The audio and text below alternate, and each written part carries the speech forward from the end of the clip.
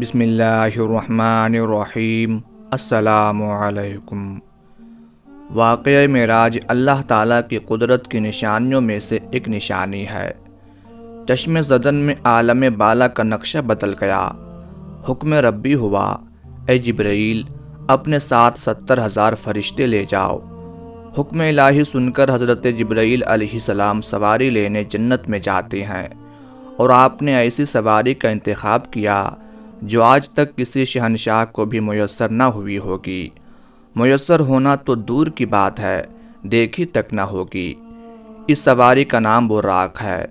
تفسیر روح البیان میں ہے کہ نبی کریم صلی اللہ علیہ وآلہ وسلم سے پہلے براق پر کوئی سوار نہیں ہوا۔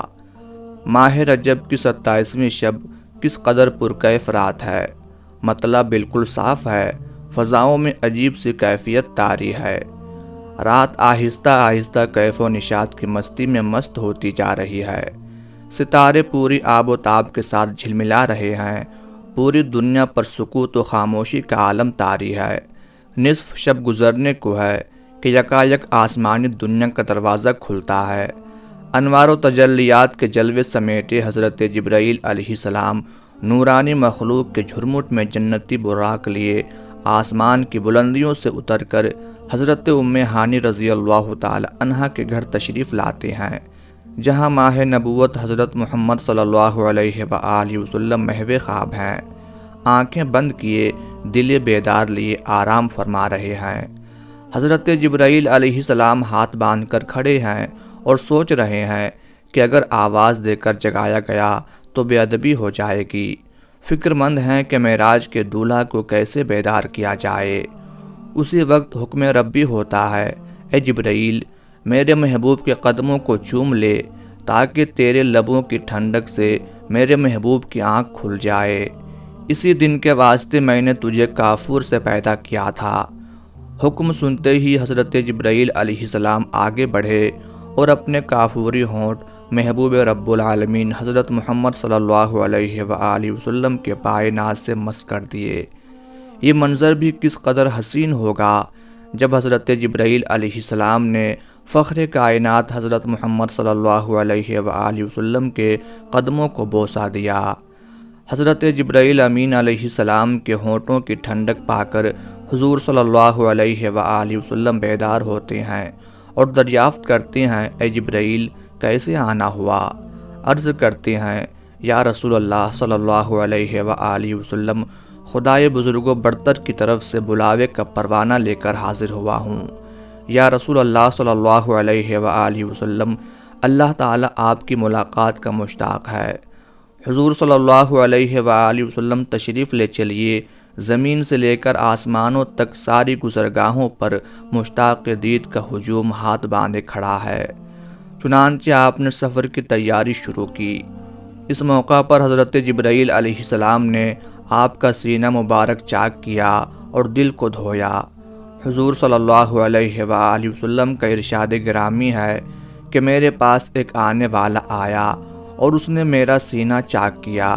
سینہ چاک کرنے کے بعد میرا دل نکالا، پھر میرے پاس سونے کا ایک تشت لایا گیا جو ایمان و حکمت سے لبریز تھا۔ اس کے بعد میرے دل کو دھویا گیا، پھر وہ ایمان و حکمت سے لبریز ہو گیا۔ اس قلب کو سینہ اقدس میں اس کی جگہ پر رکھ دیا گیا۔ سینہ اقدس کا شک کیے جانے میں کئی حکمتیں ہیں، جن میں ایک حکمت یہ ہے کہ قلب اطہر میں ایسی قوت قدسیہ شامل ہو جائے جس سے آسمانوں پر تشریف لے جانے اور عالم سماوات کا مشاہدہ کرنے، بالخصوص دیدار الہی کرنے میں کوئی دقت اور دشواری پیش نہ آئے۔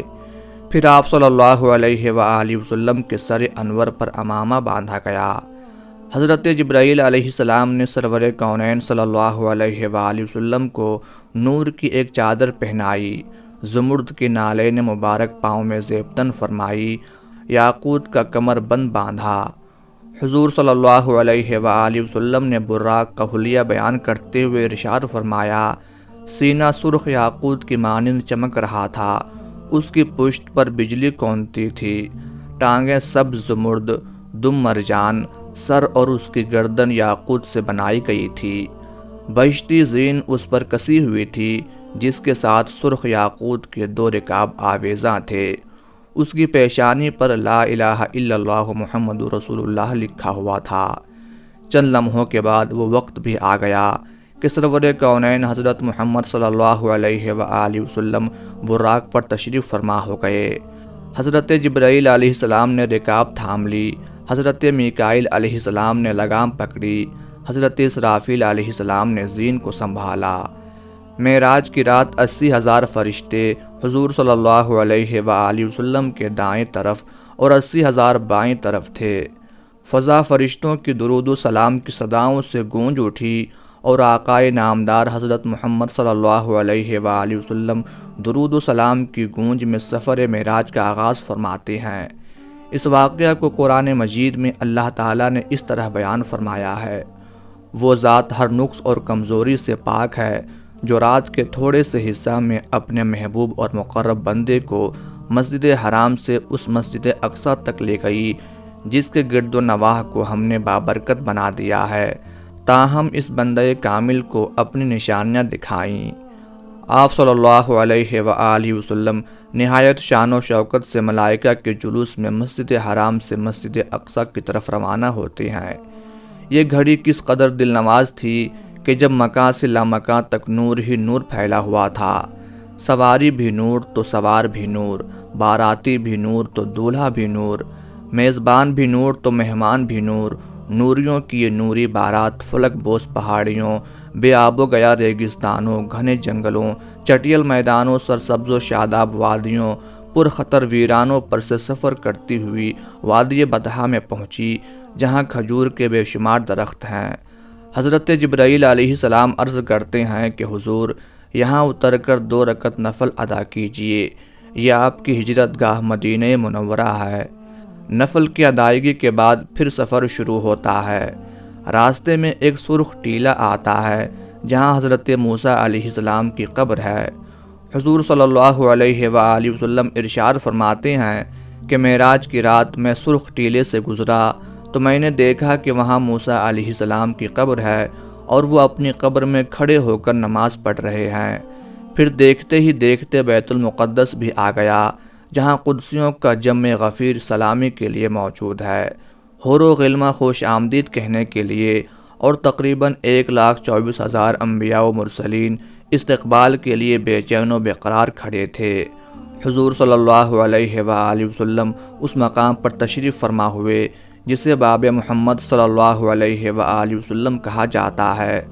حضرت جبرائیل علیہ السلام ایک پتھر کے پاس آئے جو اس جگہ موجود تھا۔ حضرت جبرائیل علیہ السلام نے اس پتھر میں اپنی انگلی مار کر اس میں سوراخ کر دیا اور براق کو اس میں باندھ دیا۔ آفتاب نبوت حضرت محمد صلی اللہ علیہ وآلہ وسلم مسجد اقصی میں داخل ہوتے ہیں۔ صحن حرم سے فلک تک نور ہی نور چھایا ہوا ہے، ستارے ماند پڑ چکے ہیں، قدسی سلامی دے رہے ہیں، حضرت جبرائیل علیہ السلام اذان دے رہے ہیں، تمام انبیاء و رسول صف در صف کھڑے ہو رہے ہیں۔ جب صفیں بن چکیں تو امام الانبیاء حضرت محمد صلی اللہ علیہ وآلہ وسلم امامت فرمانے تشریف لاتے ہیں۔ تمام انبیاء و رسول امام الانبیاء کی اقتداء میں 2 رکعت نماز ادا کر کے اپنی نیاز مندی کا اعلان کرتے ہیں۔ ملائکہ اور انبیاء کرام سب کے سب سر تسلیم خم کیے ہوئے کھڑے ہیں۔ بیت المقدس نے آج تک ایسا دل نواز منظر اور روح پرور سما نہیں دیکھا ہوگا۔ وہاں سے فارغ ہوتے ہی عظمت و رفعت کے پرچم پھر بلند ہونے شروع ہوتے ہیں۔ درود و سلام سے فضا ایک مرتبہ پھر گونج اٹھتی ہے۔ سرور کونین حضرت محمد صلی اللہ علیہ وآلہ وسلم نوری مخلوق کے جھرمٹ میں آسمان کی طرف روانہ ہوتے ہیں۔ حضور صلی اللہ علیہ وآلہ وسلم فرماتے ہیں، پھر مجھے اوپر لے جایا گیا۔ براق کی رفتار کا عالم یہ تھا کہ جہاں نگاہ کی انتہا ہوتی وہاں براق پہلا قدم رکھتا۔ فوراً ہی پہلا آسمان آ گیا۔ حضرت جبرائیل علیہ السلام نے دروازہ کھٹکھٹایا۔ دربان نے پوچھا کون ہے؟ جواب دیا جبرائیل۔ دربان نے پوچھا تمہارے ساتھ کون ہے؟ حضرت جبرائیل علیہ السلام نے کہا حضرت محمد صلی اللہ علیہ وآلہ وسلم۔ دربان نے کہا مرحبا، دروازے انہی کے لیے کھولے جائیں گے۔ چنانچہ دروازہ کھول دیا گیا۔ آسمان اول پر حضرت آدم علیہ السلام نے حضور سرور کونین صلی اللہ علیہ وآلہ وسلم کو خوش آمدید کہا۔ دوسرے آسمان پر پہنچے تو حضرت عیسیٰ علیہ السلام اور حضرت یحییٰ علیہ السلام نے حضور صلی اللہ علیہ وآلہ وسلم کو خوش آمدید کہا۔ تیسرے آسمان پر حضرت یوسف علیہ السلام نے، چوتھے آسمان پر حضرت ادریس علیہ السلام نے، پانچویں آسمان پر حضرت ہارون علیہ السلام نے، چھٹے آسمان پر حضرت موسیٰ علیہ السلام نے اور ساتویں آسمان پر حضرت ابراہیم علیہ السلام نے سرور کونین حضرت محمد صلی اللہ علیہ وآلہ وسلم کا استقبال کیا اور خوش آمدید کہا۔ پھر آپ صلی اللہ علیہ وآلہ وسلم کو جنت کی سیر کرائی گئی۔ پھر آپ صلی اللہ علیہ وآلہ وسلم اس مقام پر پہنچے جہاں قلم قدرت کے چلنے کی آواز سنائی دیتی تھی۔ اس کے بعد پھر آپ صلی اللہ علیہ وآلہ وسلم سدرۃ المنتہا تک پہنچے۔ سدرہ وہ مقام ہے جہاں مخلوق کے علوم کی انتہا ہے۔ فرشتوں نے اذن طلب کیا کہ اے اللہ، تیرے محبوب صلی اللہ علیہ وآلہ وسلم تشریف لا رہے ہیں، ان کے دیدار کی ہمیں اجازت عطا فرما۔ اللہ تعالیٰ نے حکم دیا کہ تمام فرشتے سدرۃ المنتہا پر جمع ہو جائیں، اور جب میرے محبوب کی سواری آئے تو سب زیارت کر لیں۔ چنانچہ ملائکہ سدرہ پر جمع ہو گئے اور جمال محمد صلی اللہ علیہ وآلہ وسلم کو دیکھنے کے لیے سدرہ کو ڈھانک لیا۔ اس مقام پر حضرت جبرائیل علیہ السلام رک گئے اور عرض کرنے لگے، یا رسول اللہ صلی اللہ علیہ وآلہ وسلم، ہم سب کے لیے ایک جگہ مقرر ہے۔ اب اگر میں ایک بال بھی آگے بڑھوں گا تو اللہ تعالیٰ کے انوار و تجلیات میرے پروں کو جلا کر رکھ دیں گے۔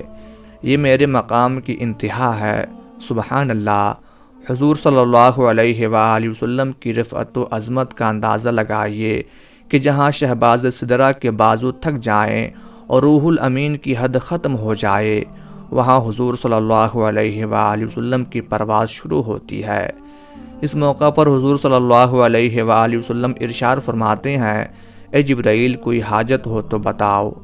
حضرت جبرائیل علیہ السلام نے عرض کی، حضور، یہ مانگتا ہوں کہ قیامت کے دن پل صراط پر آپ کی امت کے لیے بازو پھیلا سکوں، تاکہ حضور صلی اللہ علیہ وآلہ وسلم کا ایک ایک غلام آسانی کے ساتھ پل صراط سے گزر جائے۔ نبی کریم صلی اللہ علیہ وآلہ وسلم جبرائیل امین کو چھوڑ کر تنہا انوار و تجلیات کی منازل طے کرتے گئے۔ مواہب الدنیا میں ہے کہ جب حضور صلی اللہ علیہ وآلہ وسلم عرش کے قریب پہنچے تو آگے حجابات ہی حجابات تھے، تمام پردے اٹھا دیے گئے۔ اس واقعہ کو قرآن مجید اس طرح بیان فرماتا ہے، فَاسْتَوَىٰ وَهُوَ بِالْأُفُقِ الْأَعْلَىٰ۔ پھر اس جلوہ حسن نے اپنے ظہور کا ارادہ فرمایا اور وہ محمد صلی اللہ علیہ وآلہ وسلم شب معراج عالم مکان کے سب سے اونچے کنارے پر تھے، یعنی عالم خلق کی انتہا پر تھے۔ پھر وہ مبارک گھڑی بھی آ گئی کہ پیغمبر اسلام حضرت محمد صلی اللہ علیہ وآلہ وسلم حریم الہی میں پہنچے اور اپنے سر کی آنکھوں سے عین عالم بیداری میں اللہ تعالیٰ کی زیارت کی۔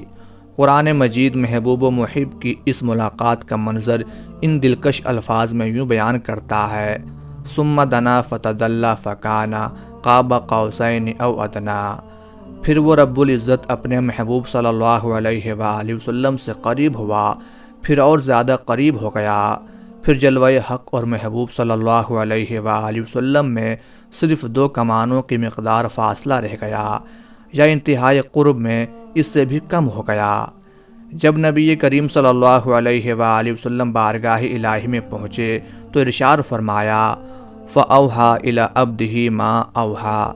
اس خاص مقام قرب و وصال پر اس اللہ نے اپنے بندے کی طرف وحی فرمائی جو بھی وحی فرمائی۔ حضرت امام جعفر صادق رضی اللہ تعالی عنہ فرماتے ہیں کہ یہ وحی اللہ تعالیٰ نے براہ راست اپنے محبوب کو ارشاد فرمائی، درمیان میں کوئی وسیلہ نہ تھا۔ پھر راز و نیاز کی گفتگو ہوئی، اسرار و رموز سے آگاہی فرمائی، جسے اللہ تعالیٰ نے تمام مخلوق سے پوشیدہ رکھا۔ اس گفتگو کا علم اللہ تعالیٰ اور حضور صلی اللہ علیہ وآلہ وسلم ہی کو ہے۔ اللہ تعالیٰ قرآن مجید میں ارشاد فرماتا ہے، ما کذب الفؤاد ما رآ۔ ان کے دل نے اس کے خلاف نہیں جانا، جو ان کی آنکھوں نے دیکھا۔ اس آیت مبارکہ میں نبی کریم صلی اللہ علیہ وآلہ وسلم کے قلب انور کی عظمت کا بیان ہے کہ شب معراج آپ صلی اللہ علیہ وآلہ وسلم کی مقدس آنکھوں نے انوار و تجلیات اور برکات الہی دیکھے، حتیٰ کہ اللہ تعالیٰ کے دیدار پر انوار سے مشرف ہوئے تو آنکھ نے جو دیکھا دل نے اس کی تصدیق کی، یعنی آنکھ سے دیکھا اور دل نے گواہی دی، اور اس دیکھنے میں شک و تردد اور وہم نے راہ نہ پائی۔ اللہ تعالیٰ قرآن مجید میں اپنے محبوب صلی اللہ علیہ وآلہ وسلم کی آنکھوں کا ذکر فرماتا ہے، ما زاغ البصر وما طغی، ان کی آنکھ نہ کسی اور طرف مائل ہوئی اور نہ حد سے بڑھی، جس کو تکنا تھا اسی پر جمی رہی۔ اس آیت کریمہ میں نبی کریم صلی اللہ علیہ وآلہ وسلم کی مقدس آنکھوں کا ذکر ہے کہ جب آپ صلی اللہ علیہ وآلہ وسلم شب معراج کی رات اس مقام پر پہنچے جہاں سب کی عقلیں دنگ رہ جاتی ہیں، وہاں آپ صلی اللہ علیہ وآلہ وسلم دیدار الہی سے مشرف ہوئے، تو اس موقع پر آپ صلی اللہ علیہ وآلہ وسلم نے دائیں بائیں کہیں بھی نہیں دیکھا، نہ آپ کی آنکھیں بہکیں بلکہ خالق کائنات کے جلووں میں گم تھی۔ واقعہ معراج کا ذکر کرتے ہوئے اللہ تعالیٰ قرآن مجید میں مزید ارشاد فرماتا ہے، لقد رأى من آیات ربہ الکبریٰ، بے شک انہوں نے معراج کی شب اپنے رب کی بڑی نشانیاں دیکھیں۔ اس آیت مقدسہ میں بتایا گیا ہے کہ معراج کی رات حضور صلی اللہ علیہ وآلہ وسلم کی مقدس آنکھوں نے اللہ تعالیٰ کی بڑی بڑی نشانیاں، ملک و ملکوت کے عجائب کو ملاحظہ فرمایا، اور تمام معلومات غیبیہ کا آپ صلی اللہ علیہ وآلہ وسلم کو علم حاصل ہو گیا۔ نبی کریم صلی اللہ علیہ وآلہ وسلم کو شب معراج اللہ تعالیٰ نے 3 تحفے عطا فرمائے۔ پہلا سورہ بقرہ کی آخری 3 آیتیں جن میں اسلامی عقائد، ایمان کی تکمیل اور مصیبتوں کے ختم ہونے کی خوشخبری دی گئی ہے۔ دوسرا تحفہ یہ دیا گیا کہ امت محمدیہ صلی اللہ علیہ وآلہ وسلم میں جو شرک نہ کرے گا وہ ضرور بخشا جائے گا۔ تیسرا تحفہ یہ کہ امت پر 50 نمازیں فرض ہوں گی۔ اللہ تعالیٰ کی طرف سے ان تینوں انعامات و تحائف کو لے کر اور جلوہ الہی سے سرفراز ہو کر عرش و کرسی، لوح و قلم، جنت و دوزخ، عجائب و غرائب، اسرار و رموز کی بڑی بڑی نشانیوں کا مشاہدہ فرمانے کے بعد جب پیارے نبی حضرت محمد مصطفیٰ صلی اللہ علیہ وآلہ وسلم واپسی کے لیے روانہ ہوئے تو چھٹے آسمان پر حضرت موسیٰ علیہ السلام نے دریافت کیا، کیا عطا ہوا؟ حضور صلی اللہ علیہ وآلہ وسلم نے امت پر 50 نمازوں کی فرضیت کا ذکر فرمایا۔ حضرت موسیٰ علیہ السلام نے کہا، اے اللہ کے نبی، میں نے اپنی قوم بنی اسرائیل پر خوب تجربہ کیا ہے، آپ کی امت یہ بار نہ اٹھا سکے گی، آپ واپس جائیے اور نماز میں کمی کرائیے۔ رسول اللہ صلی اللہ علیہ وآلہ وسلم پھر تشریف لے گئے اور 10 نمازیں کم کرا لیں۔ پھر ملاقات ہوئی اور موسیٰ علیہ السلام نے پھر کم کرانے کے لیے کہا۔ حضور صلی اللہ علیہ وآلہ وسلم پھر بارگاہ الہی میں پہنچے، 10 نمازیں کم کرا لیں۔ حضرت موسیٰ علیہ السلام کے مشوروں سے بار بار مہمان عرش نے بارگاہ رب العرش میں نماز میں کمی کی التجا کی، کم ہوتے ہوتے 5 وقت کی نماز رہ گئی۔ اس موقع پر اللہ تعالیٰ نے ارشاد فرمایا، اے محبوب، ہم اپنی بات بدلتے نہیں، اگرچہ نمازیں تعداد میں 5 وقت کی ہیں مگر ان کا ثواب 10 گنا دیا جائے گا۔ میں آپ کی امت کو 5 وقت کی نماز پر 50 وقت کی نمازوں کا ثواب دوں گا۔ تفسیر ابن کثیر میں ہے کہ حضور صلی اللہ علیہ وآلہ وسلم براق پر سوار ہوئے اور رات کی تاریکی میں مکہ معظمہ واپس تشریف لائے۔ اس واقعہ میں اللہ تعالیٰ کی قدرت کی بڑی بڑی نشانیاں موجود ہیں۔ یہ ساری کائنات جو کہ کارخانہ قدرت ہے اور اس کارخانہ عالم کا مالک حقیقی اللہ تعالیٰ ہے، جب اللہ تعالیٰ نے اپنے محبوب پیغمبر کو اپنی قدرت کی نشانیاں دکھانے کے لیے بلوایا تو اس میں کتنا وقت لگا اس کا اندازہ ہم نہیں لگا سکتے۔ اللہ تعالیٰ جو ہر شے پر قدرت رکھنے والا ہے، اس رب کائنات نے اس کارخانہ عالم کو یکدم بند کر دیا، سوائے اپنے محبوب صلی اللہ علیہ وآلہ وسلم اور ان چیزوں کے جنہیں حضور صلی اللہ علیہ وآلہ وسلم نے متحرک پایا۔ باقی تمام کائنات کو ٹھہرا دیا، چاند اپنی جگہ ٹھہر گیا، سورج اپنی جگہ رک گیا، حرارت اور ٹھنڈک اپنی جگہ ٹھہر گئی۔ حضور صلی اللہ علیہ وآلہ وسلم کے بستر مبارک کی حرارت اپنی جگہ قائم رہی۔ حجرہ مبارک کی زنجیر ہلتے ہوئے جس جگہ پہنچی تھی وہیں رک گئی۔ جو سویا تھا سوتا رہ گیا، جو بیٹھا تھا بیٹھا رہ گیا۔ غرض یہ کہ زمانے کی حرکت بند ہو گئی۔ جب نبی کریم صلی اللہ علیہ وآلہ وسلم راتوں رات ایک طویل سفر کر کے زمین پر تشریف لائے تو کارخانہ عالم و حکم الہی پھر چلنے لگا۔ ہر شے از سر نو مراحل کو طے کرنے لگی۔ چاند سورج اپنی منازل طے کرنے لگے، حرارت و ٹھنڈک اپنے درجات طے کرنے لگی۔ غرض یہ کہ جو چیزیں سکون میں آ گئی تھیں مائل بحرکت ہونے لگیں۔ بستر مبارک کی حرارت اپنے درجات طے کرنے لگی، حجرہ مبارک کی زنجیر ہلنے لگی۔ کائنات میں نہ کوئی تغیر آیا اور نہ ہی کسی کو احساس تک ہوا۔ نبی کریم صلی اللہ علیہ وآلہ وسلم نے صبح ہوتے ہی اس واقعہ کا ذکر اپنی چچا زاد بہن ام ہانی رضی اللہ تعالی عنہ سے فرمایا۔ انہوں نے عرض کی، قریش سے اس کا تذکرہ نہ کیا جائے، لوگ انکار کریں گے۔ آپ صلی اللہ علیہ وآلہ وسلم نے فرمایا، میں حق بات ضرور کروں گا، میرا رب سچا ہے اور جو کچھ میں نے دیکھا وہی سچ ہے۔ صبح ہوئی تو آپ صلی اللہ علیہ وآلہ وسلم خانہ کعبہ میں تشریف لائے۔ خانہ کعبہ کے آس پاس قریش کے بڑے بڑے رؤسا جمع تھے۔ آپ صلی اللہ علیہ وآلہ وسلم مقام حجر میں بیٹھ گئے اور لوگوں کو مخاطب کر کے واقعہ معراج بیان فرمایا۔ مخبر صادق حضرت محمد صلی اللہ علیہ وآلہ وسلم کے تذکرہ کو سن کر کفار و مشرکین ہنسنے لگے اور مذاق اڑانے لگے۔ ابو جہل بولا، کیا یہ بات آپ پوری قوم کے سامنے کہنے کے لیے تیار ہیں؟ آپ صلی اللہ علیہ وآلہ وسلم نے فرمایا، بے شک۔ ابو جہل نے کفار مکہ کو بلایا اور جب تمام قبائل جمع ہو گئے تو حضور صلی اللہ علیہ وآلہ وسلم نے سارا واقعہ بیان فرمایا۔ کفار واقعہ سن کر تالیاں بجانے لگے اور اللہ تعالیٰ کے محبوب کا مذاق اڑانے لگے۔ ان قبائل میں شام کے تاجر بھی تھے، انہوں نے بیت المقدس کو کئی بار دیکھا تھا۔ انہوں نے حضور صلی اللہ علیہ وآلہ وسلم سے کہا، ہمیں معلوم ہے کہ آپ آج تک بیت المقدس نہیں گئے، بتائیے اس کے ستون اور دروازے کتنے ہیں؟ حضور صلی اللہ علیہ وآلہ وسلم ارشاد فرماتے ہیں کہ یکایک بیت المقدس کی پوری عمارت میرے سامنے آ گئی۔ وہ جو سوال کرتے میں جواب دیتا جاتا تھا، مگر پھر بھی انہوں نے اس واقعہ کو سچا نہ مانا۔